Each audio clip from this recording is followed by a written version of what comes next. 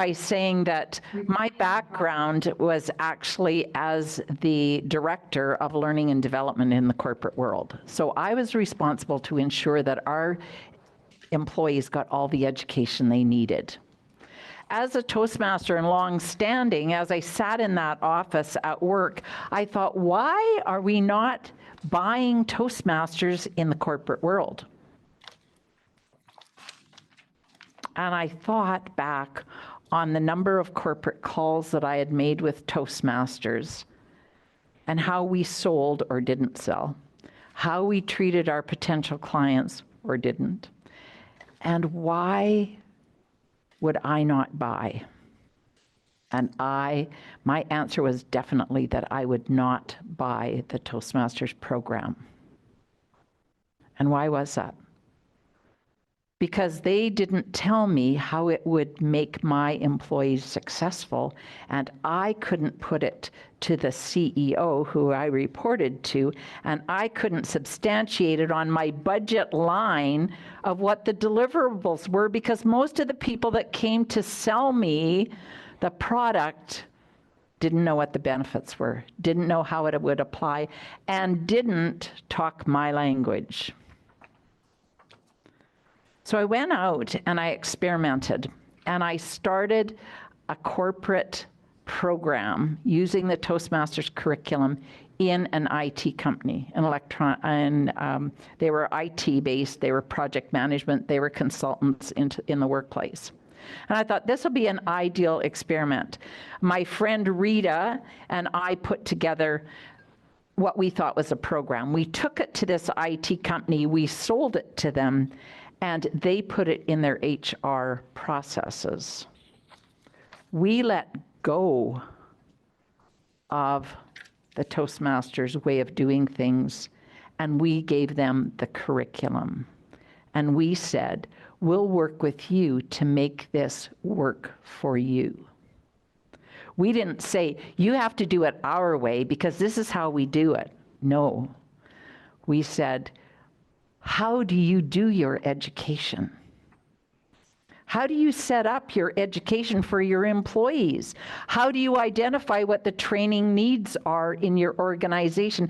And once you do, how do they access training? Do you pay for their training? Do they go for training during work hours? Or do you send them out on the weekends or on their lunch hours to get the education they need to do their job? Do they have to pay for their own education? How many hours a year do you give your employees for development? How much money do you spend on each of your employees for development? Do you have any need for listening skills in your organization? How about meeting management skills? How about learning accountability or strategic thinking or problem solving or team building? Got any need for that? And they're going, whoa, this is talking my language. So what we ended up doing was a paradigm shift. We took the Toastmasters curriculum and we put it in their structure, in the way that they did business, and we let it morph. That program in that company lasted over 20 years. Every 6 months, I, as a sponsor of that, went in and gave a report to the VP of who was still attending, the attendance report, which we kept, and the progress, who was doing what. We did the data collection every week, and we reported to the VP because they wanted to know that people were working the program. If Jack was signed up and they were paying for him and Jack never showed up or never did a project, they wanted to know that because there's accountability, just as we talked in the previous session. There's accountability in the world. And if Jack wasn't showing up, they wanted to take Jack out and put John in. And in the workplace, Jack knew that was going to have consequence if he came up against John in an application or a job interview. I right? It affects your reputation because your employer's investing in you. So we did that paradigm shift, and I want to share some of that with you today. Because this is a huge topic, I'm going to refer to some notes to keep me on topic because I can go down a lot of rabbit holes in this topic because it's something that I've done for 20 years and I'm passionate about. And it's a tough one for people to, some of the things that we get are the practical part, but it's the paradigm shift that is more challenging. And I'm going to ask you after this to go back and keep thinking about it. And so for this session right now, I'm going to ask that you forget everything that happens in your Toastmaster Club. Okay, I'm going to ask you to forget that you hang a banner or you have a gavel or you, whatever it might be, whatever your agenda is. Forget about that. Wipe your mind and let's rebuild a concept. Okay. So Pat Johnson arrives in your corporation and she's full of questions. Whether you currently are in a club or looking to build one, we can follow the same process, whether you're rebuilding or you're building. Okay, so what do we do when we first start to look to build a Toastmaster Club? We want to make sure that a corporation has enough people.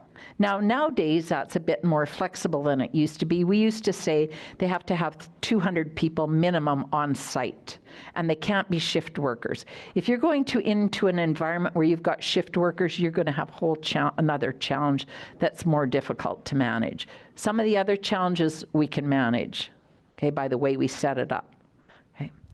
So we want to look at a good base.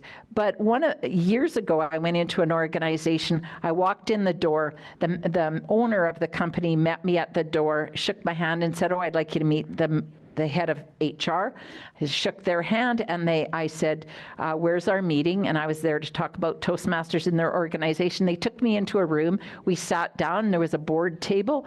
And they then clicked and the wall came alive with the rest of their team. And they said, "Can we do Toastmasters?" And I said, "Is this how you run your business?" They said, "Yes." And I said, "Then we can do Toastmasters this way." Because see, it's not about us. Our program is flexible. It's about our mindset that's not always flexible because we go, "Oh, I need people in the room," or "I need people in Zoom," and we need it a certain way. But these people did their business online. So it's not so much a challenge now after COVID, but before COVID, this was a real challenge. People would say, "No, we can't. You have to be in the room." But no, they could do that. So the learning for me was this was a viable option because they knew how to do business that way. I said, "How do you do your training?" That's what I cared about. They said, "Online." I said, "Perfect. We've got a curriculum for you." And we had to, we could adapt it for them. So really think about, have they got sufficient interest? I do not go in and do a demo meeting or an information meeting unless they have substantial interest. I'm doing preliminary discussions with them first, whoever the decision maker is. Now, people get concerned about who you're talking to.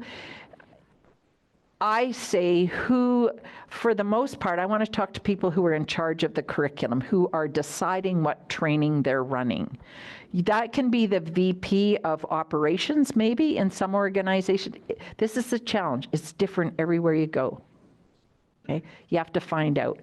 It could be the director of learning and development. It could be operations VP. It could be the head of HR. You need to find that out. Who has the finger on the budget and the resources for training? You'll also find in some organizations that it's departmentalized, which makes it really tough to then find the next level up, because you don't want to just go way down into departments because you're going to have a short-lived club or program, and you want sustainable. So how do you do this? One of the things that is really important in the paradigm shift for me is for me to really think about being in that corporate environment and forget about what I know about Toastmasters. Think about the Pathways program as a capsule, and I can carry that capsule with me wherever I go, okay? It's transferable. And that I need to think like the corporate world thinks. I'm not there to think like a Toastmaster thinks. I'm the subject matter expert on the content of that curriculum, but I'm not thinking like the Toastmaster club I'm in. Okay. I need to get really clear on all the things that I'm going to ask them and the things that we're going to set up. Because once you set something in motion, it is really difficult to change the direction. So the mantra that I use is begin as you intend to continue. Do not begin until you know what the end is and where you're going and all the steps. Begin as you intend to continue. Let me give you an example of this. There was a potential of a Toastmasters going into a corporation in Victoria where I live. I was away for 3 months, and the division director contacted me and said, would you be a coach to this new club, a mentor to this new club? I said, absolutely, I'd love to. He said, well, they're going to start and meet, and so when you come back, you'll go in as a mentor and you can get them started. And I said, what are they going to do while they're meeting for 3 months? He said, oh, they're just getting together. And I'm like, oh, okay. So I came back in 3 months. I went in my first meeting. They were running a very loose chat. Right? So I said, oh, I introduced myself and we had a conversation. And that didn't go very far. The next week I went in and I did an education session on how to run table topics because they were not running table topics. And I said, so I gave it. And at the end they came up and said, we don't do it that way. I went, ooh, we've got 3 months of programming and I'm gonna change them? Probably not.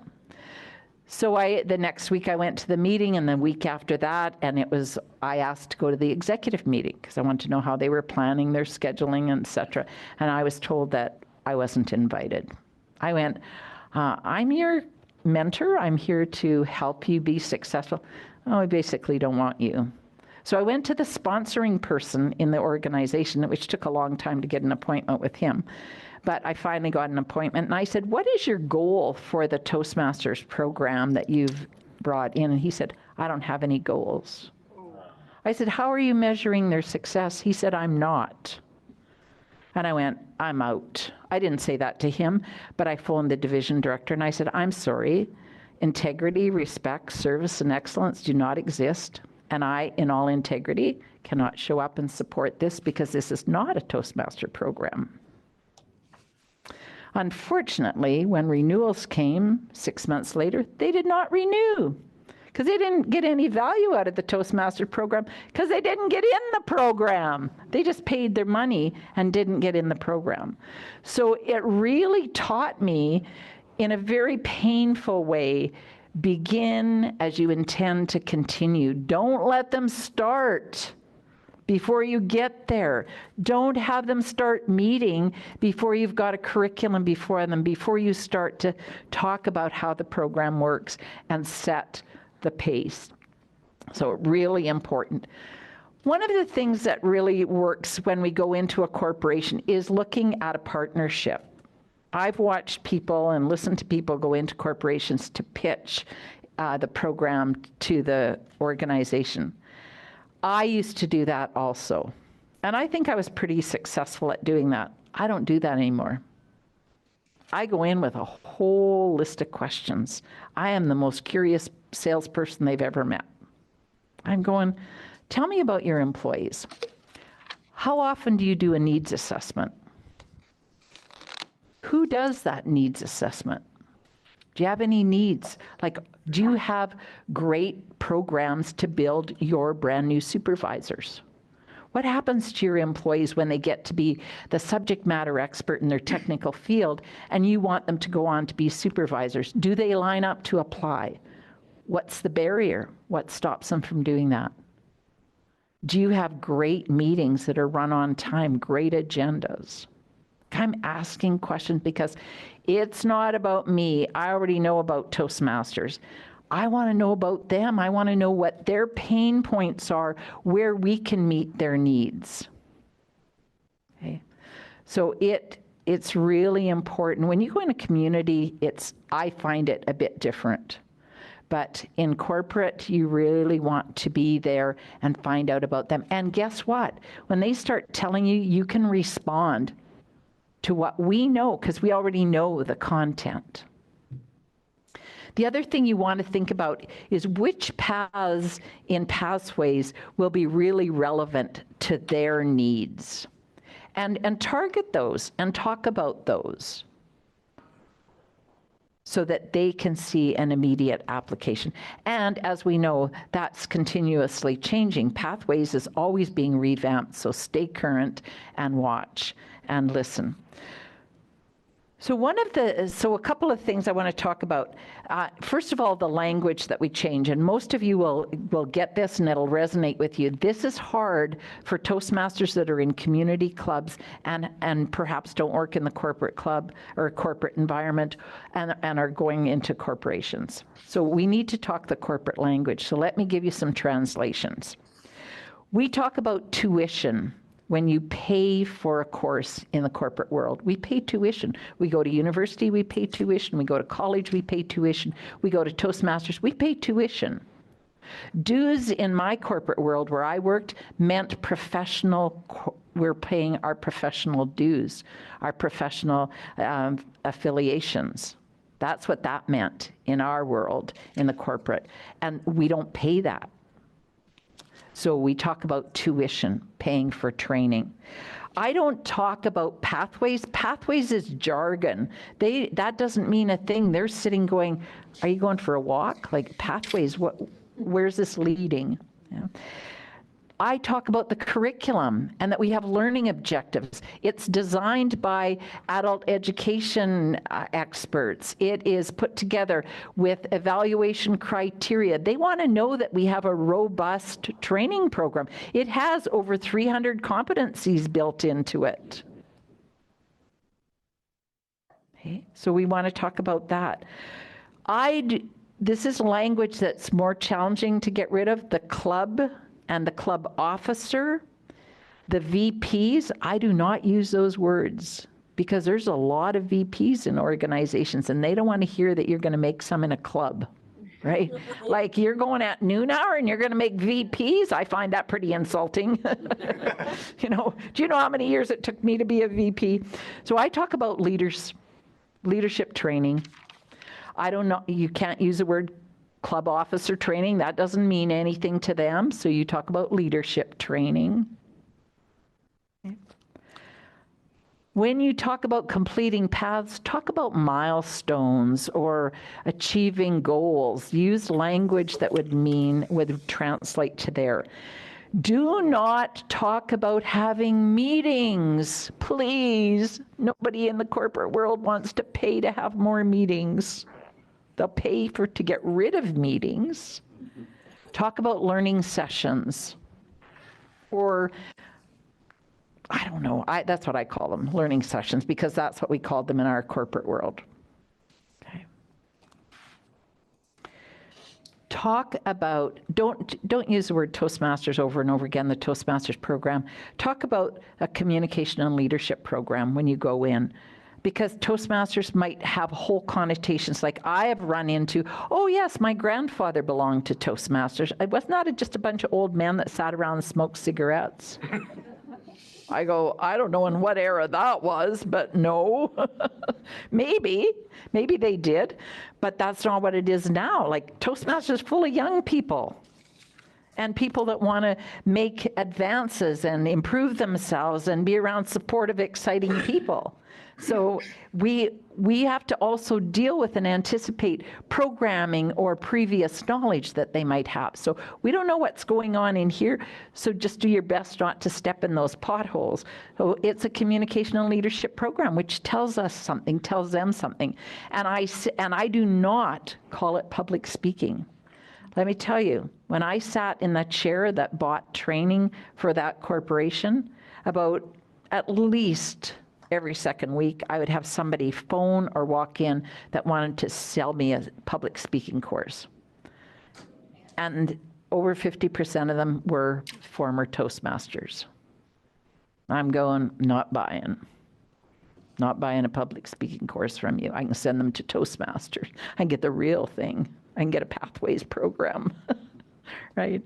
So I talk about communication and leadership, and I said, let me be clear, in communication, I'm talking about listening skills, which is vital in the workplace. How many of you would like employees and colleagues that were better listeners? Oh, yeah. Yes. Fading art. People that don't interrupt, people that aren't busy trying to answer your question before you're even finished asking it. People that listen deeply to understand. Like Stephen Covey said, seek first to understand. That's listening skills.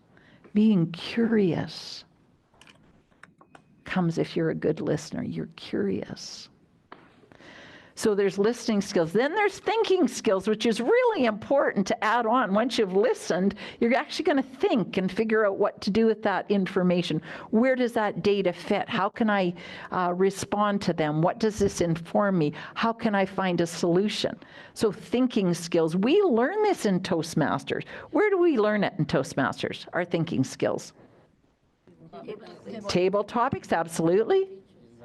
Evaluations all the time. Right? Somebody gets up and you go, whoa, that was such a fantastic presentation. I can't think of a thing that you could do to improve that.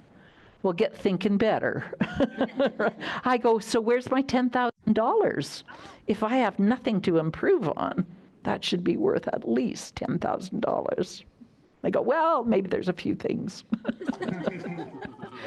So challenge people to think, because that's what we do, absolutely, thinking skills. And then finally I talk to them about, I mention communication or speaking. And I say there's a couple of things that are really relevant. First of all, those more formal presentations, those impromptu presentations that we do in meetings where we're called upon, your employees will be able to better respond to questions, do presentations, summarize, give status reports. They'll be able to represent your organization if there's a need at a national conference or MC an event in your organization. They'll also be more successful in their interviews. If you're looking at building people's careers in-house and you want to promote your own, they'll be more successful because of that impromptu speaking that we have. So it applies. And thirdly, I mentioned the interpersonal. I said there's something magical that happens in a communication program where that jerk that works in finance that always gives you a hard time with your expense account suddenly becomes the Jack that comes to your Toastmasters club and has traveled the world and is so fascinating. I said it changes morale. It has the potential to change morale in your workplace because people get to know people, not just roles and the jerk you are while he's holding you to the standard that's required by the law in probably most cases. So important. So in terms of language, again, I call them participants. I don't call them members because members right away slide us into the club category. And so I don't want them thinking that they're anything other than employees or participants in the education program. So back to that language. Finally, I talk about presentations and speeches, not levels or paths or any of the jargon. So really important to clean our language up, get rid of all the jargon, and start and put it in corporate language. It'll be different in your corporation. Find what works there, but just get out of the Toastmaster jargon because it means nothing to them, and they'll stop. It's going to be a big block for them to buy from you. Okay. So some things that I share, and again, I'm just going to go through these. I'm going to attempt to go through these quite quickly. Some things that I share with a corporation right up front, because I think these are things that they don't understand about the Toastmasters curriculum and is really important. And I think they're principles that we want to bring into the corporation because it's how the foundation of Toastmasters. First of all, Toastmasters is a self-paced program. This is new for the corporate world, so we have to tell them up front. I've had supervisors phone me and say, could you tell me when, what was her name? Could you tell me when Jan is going to graduate from Toastmasters? And I went, how long has she been there? 2 whole years. Does she not graduate? And I go, oh, it's a self-paced program. As long as you're supporting her, she could go and be making progress. Is she making progress? Are you willing to support her? Then we're good with her continuing. But they don't know. They think there's a start and stop. There's a graduation. We boot them out. And I'm going, oh, no, absolutely not. So self-paced program, we have to explain it to them. We have to explain that it's experiential learning, that we're going to learn by doing. So often we have this kind of relationship in the corporate world. We just push information at somebody and then it's over. We sit here and go through it for maybe 3 hours or maybe 5 hours, and then we dismiss you. And then you file it under done that, or put it on the shelf if you still have a physical shelf, and we're done with the program. That's not how the Toastmasters curriculum works. We practice the skills. It's like learning a new sport, or learning how to dive, or learning how to play lacrosse, or learning how to play an instrument. You start and you build skill by practicing, and that's how Toastmasters works. So really important to share that. It's built on adult education principles. They want to know this, that this isn't some fly-by-night. I let them know that the organization has had millions of participants. We're in 146 countries of the world, and we've been in business for 100 years. That we're a non-for-profit education organization. We do nothing else. We do nothing else but educate. That's our whole reason for being. I talked to them about being a team environment, and we're going to use peers to learn. So at the beginning, there's going to be resources come in and help support the group, but then it's going to start to be more and more peer learning. So for example, employee A is going to give feedback to employee B. And around the circle. So really critical for them to understand that. I always think when I'm imagining what's important for them to understand, I think of the head of HR and the CEO of the organization standing in the doorway of a Toastmasters program in the corporate world. And I think, what would scare them? The first thing that comes to mind is they'd go, who's leading this group? You mean my employees are just sitting here with one another for an hour every week, and I'm paying them to be here, and I'm paying for them to get this course, and nobody's training them? I want them to know right up front, we're going to train one another. This is the value. And there'll be people there to support it at the beginning. That we provide all the course materials, which include the format, the criteria we're going to use for feedback, the learning objectives, and all the content. There's tutorials, there's support, and there's people that are going to come in. And that there's local and international support for the program. The other thing that's important, again, for this environment is that there's no pass or fail and no graduation. So it kind of goes along with that continuous learning, because people want to know if they successfully completed. You, as a supervisor in the corporate world, I tell them, have to decide what's successful completion. If you're going to reimburse based on successful completion, you and your employee need to decide what successful completion is. Again, a new concept in lots of those environments. So I talk about that. Some of the other things that I'm just checking here to look at what's really important to cover with you today. I think of this as a partnership. Okay, so it doesn't have to be my way. It doesn't have to be the Toastmasters way. I think we bring the curriculum, they bring the process and the people. So that's really important to keep in mind. And then it's great to clarify who's doing what, so that there's no, just like you would close out any business meeting, who's doing what are the takeaways, what's our next engagement. So some of the transferable skills that I share with them, and this is, for me, really important because when you look at the Toastmasters program, there's transferable skills in everything we do. Absolutely everything we do has a purpose. There's no accidents in Toastmasters. We don't have to jump through a hoop to jump through a hoop. It's to learn something. So I talk to them about leadership training. If people step up and they're one of the 7 leaders in that learning program, they're doing leadership. They're doing strategic planning. They're planning a weekly event. They're doing a lot of leadership goals. There's teamwork. Teamwork happens in every Toastmasters program, and your people are going to learn teamwork. And it's going to be evident right away if it works or not. Feedback skills. I ask them, how do your employees train to give feedback to your employees? How do you do those year-end assessments, those 6-month check-ins? Do people shy away from them? We can teach them how to give feedback, have those difficult conversations, provide that feedback that nobody else is willing to give. We'll do that. We'll teach them how to do it.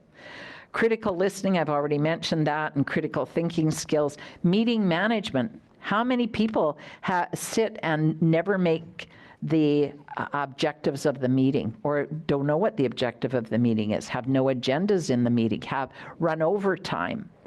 And we'll teach you meeting management where it'll be efficient. Just a case in point, we taught meeting management to our, what are they called, administrators at work. And we showed them how to do an agenda with time and holding people accountable for time. And we brought timing lights, timing cards to our meetings in the corporation as an experiment.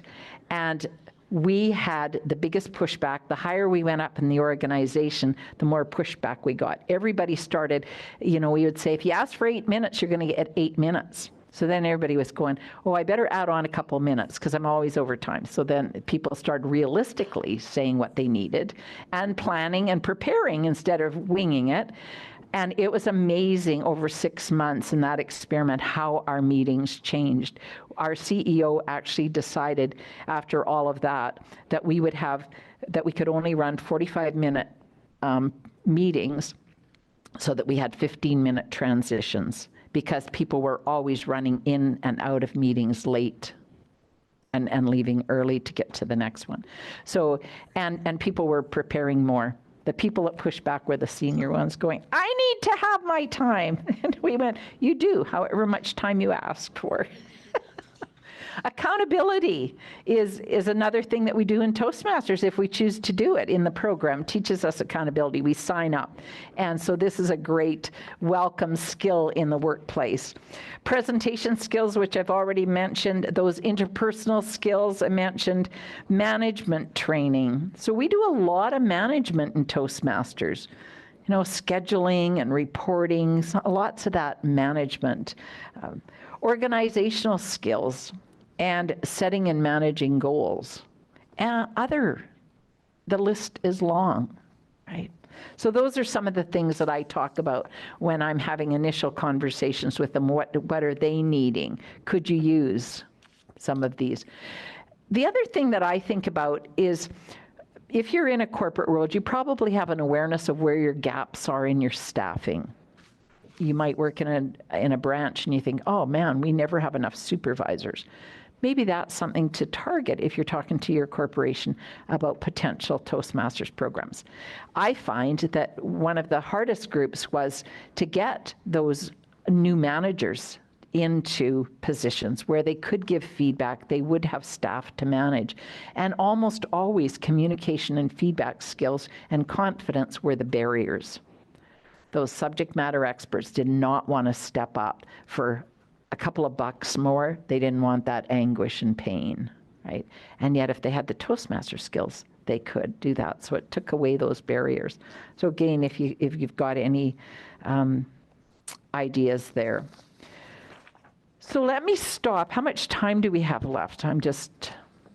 17 minutes. Okay, great. So let's look at, because I can talk for 3 days on this. So have you got questions? Oh, so let me talk about this for a moment.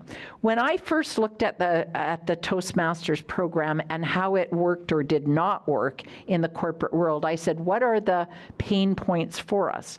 The pain points, first of all, were that people signed up but didn't show up because they got called away for more important things. Okay, so my solution to that was that I asked the corporation to have an agreement with their employee that they will attend 90% of the learning sessions, which is fair because they're paying for it, that the employer is paying for it.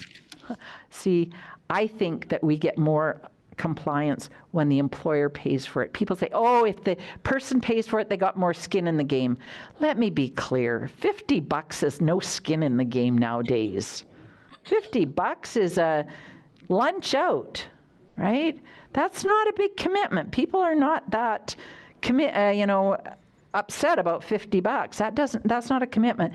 If the employer pays for it and they're tracking your attendance, believe me, and then your employer wants you to go someplace else, you just ask them. So I'm accountable to you to attend 90% of this training that you're paying for, and now you're asking me to go to this. I need you to decide which one I go to. Wait, the training you're paying for or the meeting that you've called? I'm good either way. But we've got an agreement over here. So that if I miss that one, that's one. And I have so many, whatever the proportion is to miss. So have an agreement with your employer supervisor, like in your performance review that you have annually. I'd like to go to Toastmasters, and then help them figure out with your input what would be successful performance. So for me, I asked my employees to attend 90%. Now, if they were ill, they got a pass. But if they were ill every week on that day, no. So you have to be smart about it. So if they were absolutely, like if they were out of town or on holidays, that's a pass, right? But if they were there and working, I expected them to be there because it's part of their work. Their work is to be educated. That's part of their responsibility. That's part of my expectation as an employee or employer. I also asked them to do at least 6 formal presentations during 12 months. So, and that varied based on if they were just starting or they were really comfortable already. But generally, I started with, I'd like you to do, that's one every 2 months. I didn't think that was a lot. They're doing this during work hours. I'm supporting them. And they're going to do prep at home to some degree, yes. But they're going on work time. So looking at their engagement and their attendance, what are they doing? And then I wanted them to do at least 12 other roles, so minor roles, whatever that was. Toastmaster, evaluator, grammarian, educator, whatever the other roles were. So I wanted them to do a minimum of 12 other roles, 6 prepared speeches, and 90%. I think I had set a pretty high standard, and my employees did it. Some, I reduced it because they were really scared. And they weren't going to jump in even to be grammarian or not to be Toastmaster for sure. So to have that accommodation.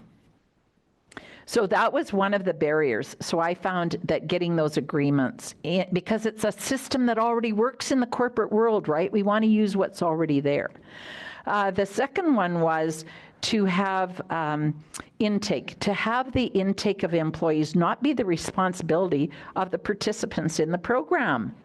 How many of you get signed up for a writing course or a supervisory course at work and have to go out and fill the class?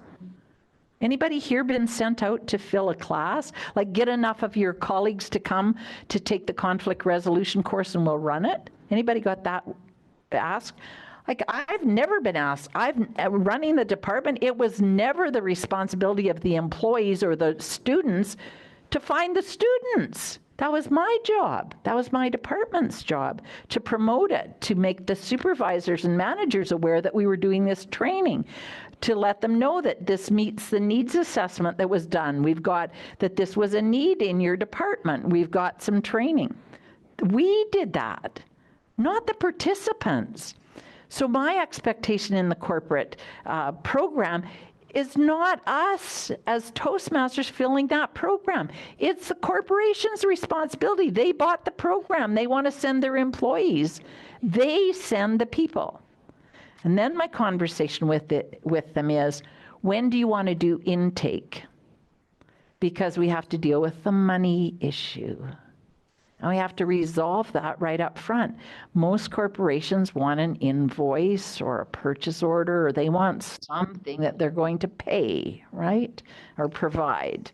And have for paperwork. How are we doing that? So I asked them, when do you want to do intake? Are we going to take new participants in every week, just randomly, because they come in the training department and you say, oh, you need it, and we send them off? Then who's managing that money transfer every week in the corporation? I'll tell you what, finance right away. Anybody here in finance? They'll tell you right away, we're not doing it every week, right? They're not doing that every week. So my question is, do you want intake every 3 months and have a wait list, or every 6 months have a wait list? That's reasonable. We used to wait list people for courses all the time. So you have to have that conversation. But it deals with, they are providing the employees for the course. Supervisors and managers therefore have to be trained on what this program will give them. So you can see how this keeps layering down over and over and over again of how you educate the corporation. When you start, begin as you intend to continue.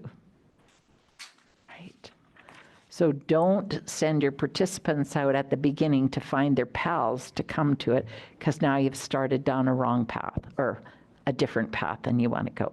Okay. So we've got money, we've got attendance, isolation. Lots of corporate clubs or corporate programs die because of isolation. First of all, area directors can't get in to see them. Why not? Solve that problem. Let the corporation know right away that there's support that's coming in. These people are coming in as mentors, as coaches, to ensure the quality of the program. They're a quality and assessment. They're going to make sure that the quality is here for your organization. So get them access if you have to, however you do that. And then look at the support that's going to come in, and you provide it to them. So isolation. The other thing that we do with isolation, and we did this with the other club, the club that I first did this with, or not a club, but it was a program, was to let them know that there was area and division and district that was easily accessible to them right up front. Because most of them will think they're only in a learning program that's here. And I say, if you're going to be a leader on a world stage, you can do that in Toastmasters, but you have to leave. You have to leave the nest and go out in the bigger world, and you'll grow as big as the pond you're swimming in, right? So keep going. I also say, how many of you would like to take your speaking to a world stage? How many of you would like to represent your corporation on a global stage? You can do that in Toastmasters and practice that, but you have to leave your program here in the workplace and go out there. And I actually show them the diagram of all the places that we get to speak in Toastmasters at all the levels, right to and including the world, and all the places they get to do leadership all the way through, from club up to international, or down to international president. And they could actually sit, if they're interested, they could sit on an international board. That's a great resume criteria. So those are some of the barriers. Any other barriers that you see for corporate that you experience? So non-attendance. The other thing that happens is that we become invisible. If we're not hooked in to the fabric of the corporation, we become invisible because we're meeting after hours or in a boardroom or in the basement in a corner, and we don't want to be seen, or, well, we don't we might want to be seen and heard, but we're not. And they forget we're there. You might have had a sponsor a long time ago. Somebody paid $100 to charter the club, and they said, oh, now you're a corporate club. I would say, how is the corporation supporting you today? Maybe you're just a community club meeting in a corporate building.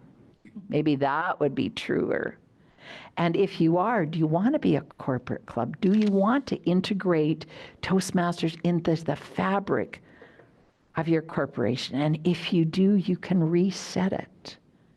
But you have to go back and start at the very beginning and continue. Begin the way you wish to continue. So it's some things to think about. Paradigm shift. Are you struggling with what you currently do?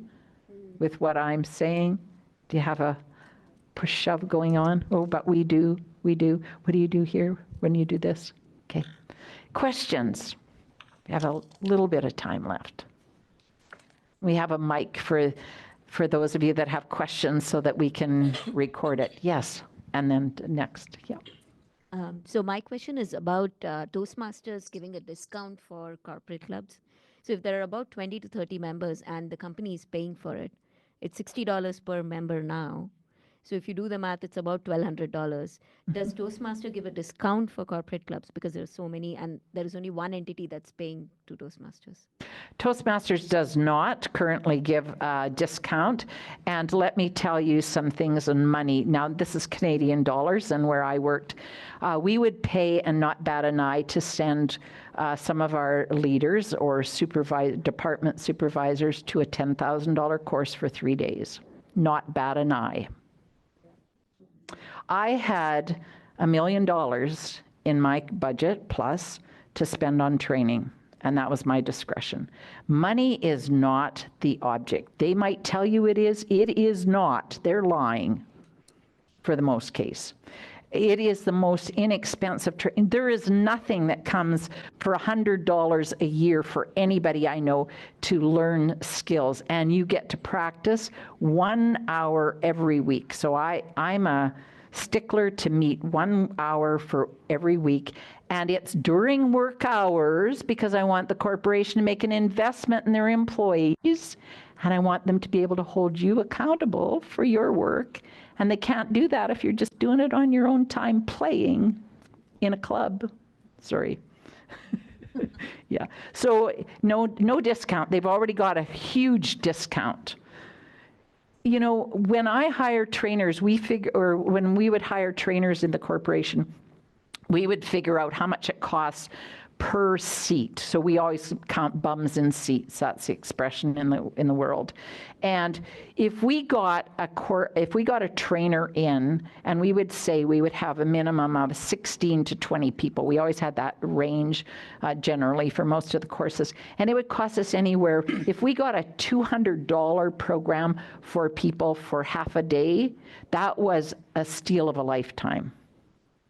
Now that's a year for Toastmasters, right? So just a reality. Lark Doley, past international president, and my colleague that I was just with in international convention last week, we were talking about corporate, and she had the good fortune to have a great story to tell. She was in a corporation and she was talking to them about the fees. And they said, how much would it cost? She said, about $150. And they went, okay, great. I'll have to check with our finance, and can we get back to you? So she checked in with them a week later, and they said, okay, we've got approval for $150,000. When can you start? Excuse me. Lark was like, yes.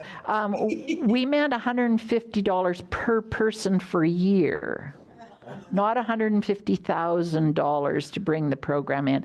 That's what they were willing to pay. They said yes to $150,000. So when you think if money is your issue, if you're talking to corporations, have somebody else talk to them, because money's not the issue. They might have lean spots where they can't do it now, but they'll have flush spots when they can do it later. And don't let your or my hang-ups about money and asking for money be the barrier. If you've got energy on money, get over it or don't go. I'm okay with asking $150,000 for Toastmasters.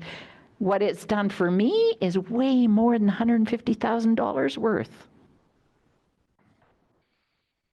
So watch where you get hung up. If it's time at work, think of the investment, think of the skills that's going to happen for 1 hour a week. Think of how many minutes every day people spend on personal calls, standing, having coffee, chit chat, not being productive. We could easily take an hour a week and put it in a classroom and change people's lives and the trajectory of their career. Woo-woo. Easy. Woo-woo. Next question. Yes. We have a couple more. Okay. Yes, thanks for the presentation. My question is, how do you convince the stubborn managers who don't believe Toastmasters is useful? Yeah. Well, I love that question. Thank you. To me. I don't convince them. What I think is most powerful is when their peers convince them. I'll go, have you talked to Jack? He's the supervisor of the IT program, and he has 5 of his employees in the Toastmaster program. So John goes over and talks to Jack, and Jack says, oh, Jacqueline showed up, and she's got this whole new skill. Now we've got all these meetings that are running so smoothly, and she's going to blah, blah, blah. And Jack over here, who was reluctant, going, maybe I should look into this. So peer-to-peer is great if you know enough inside. The other thing that I think is interesting, and I'm never afraid to step into this, when someone says, it's not for me, I'll say, tell me more about that. What is the risk? What do you see as the risk here? And then I just stay with them, and whatever they're saying, and I just go curious. It's a mindset that I've trained myself to go to, and I just say, tell me more about that.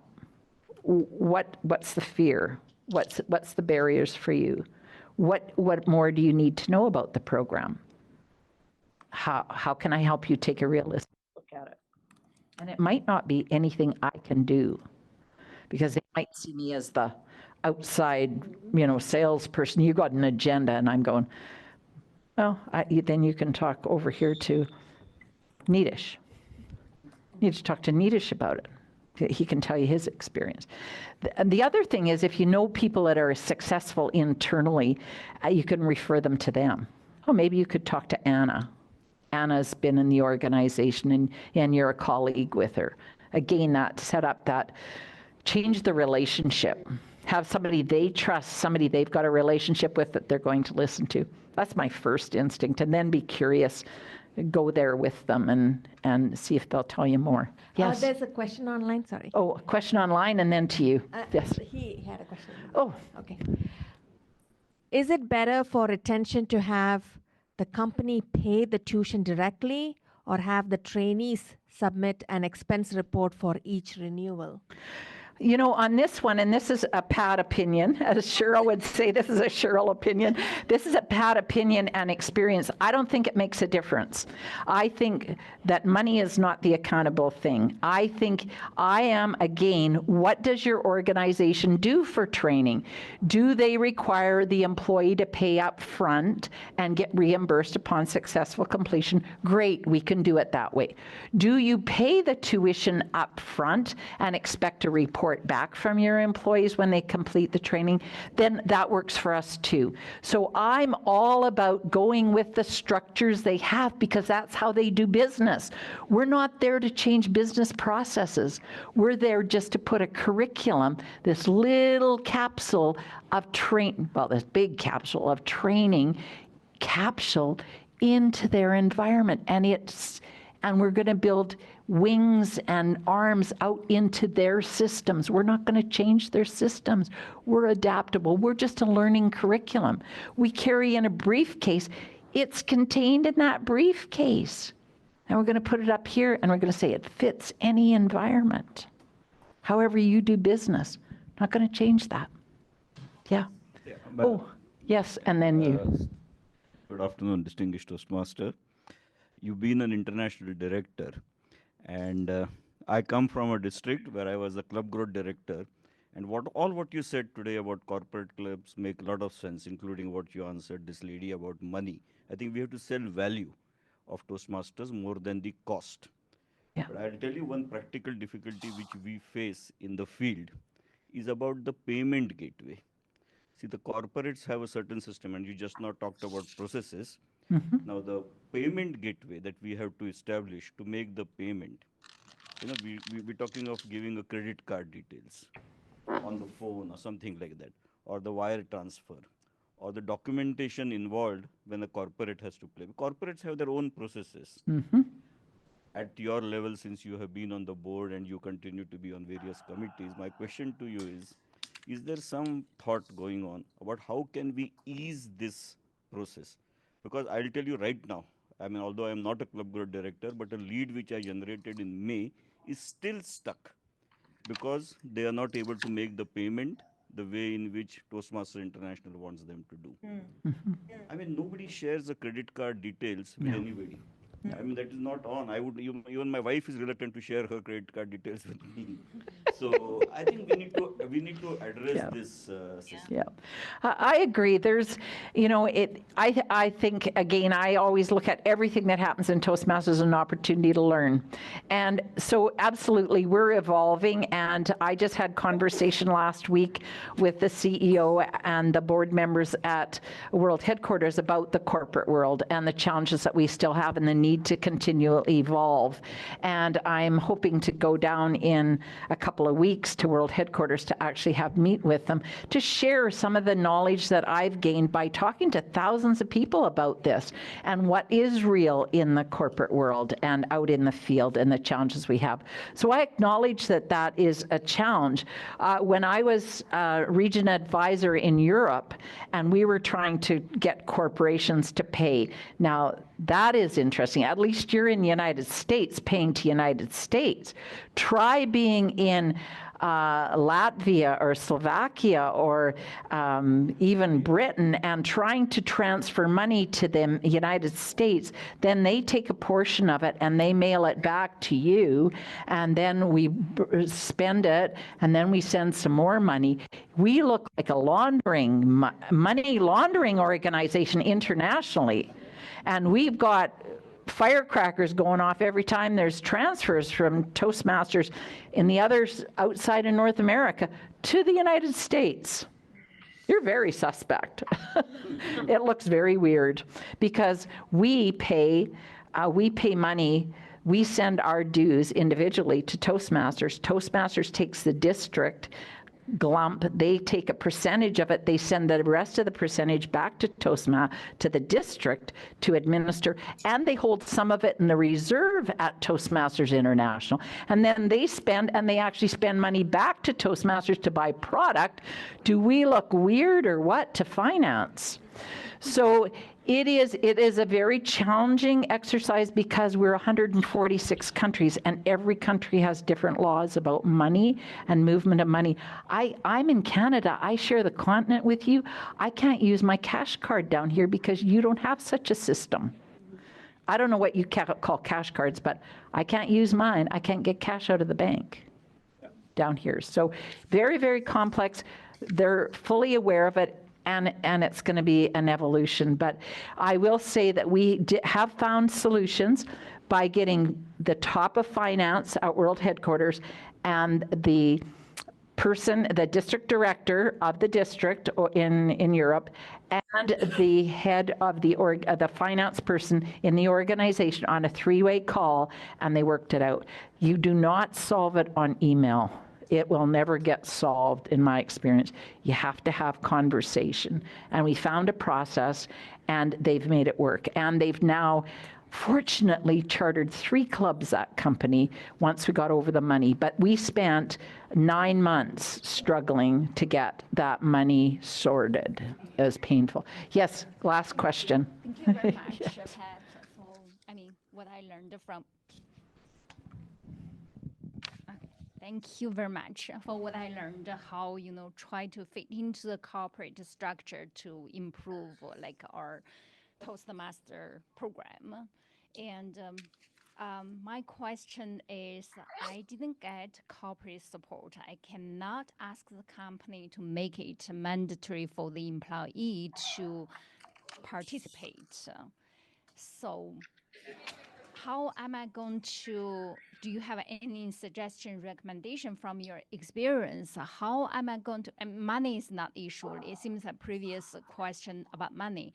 Money is not issue. The main concern is mostly, even those participant members, they realize Toastmaster program is a good one, have benefit for them. But mostly, work staff just push the Toastmaster program away.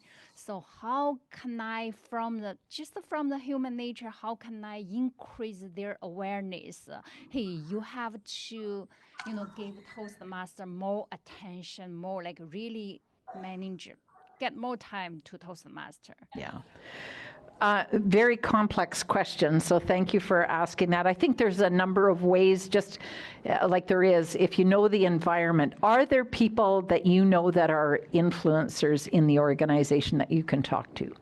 So for example, when I was, the last corporation I worked, I had the ear of a couple of the VPs because my team did a bunch of training, specific design training for them, and we did lots of special projects, on top of what we were doing for the corporation. And so we had favors.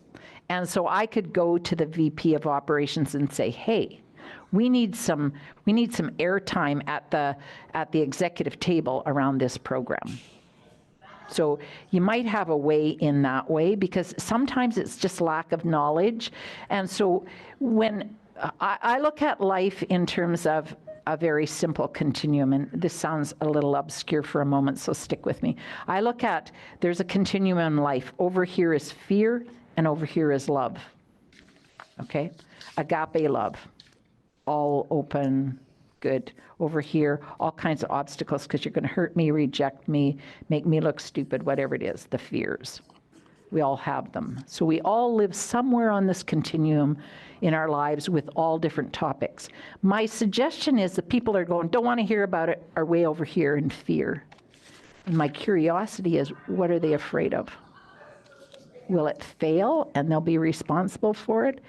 Will they get something that they don't think they're getting? Are they going to get caught out? Are they going to get called up for it? So often it's about a saving face or embarrassment or shame or something around that they're afraid of. And so my approach, and everybody has their own approach, my own approach is when I think, okay, we're not in love, so we're somewhere on the fear, pretty far over here on fear. How can I alleviate their fear? And in some cases, it's relationship, and sometimes it's information. So sometimes they're operating out of actual ignorance of how the program works. And they don't understand it. Just like I said, they need to know it's self-paced, it's peer-led, it's, all those things. Because they'll look in a room and go, this isn't training, am I paying for this? There's not even an instructor in the room. I mean, that's what my CEO would say to me. She said, who's leading this program? People are going in this room for an hour every week. Who's instructing them? Because that's the model they know, and she's just concerned that there's no value for the money we're getting. So that's where I would go, depending. I would look at, do I have people of influence that I can then talk to?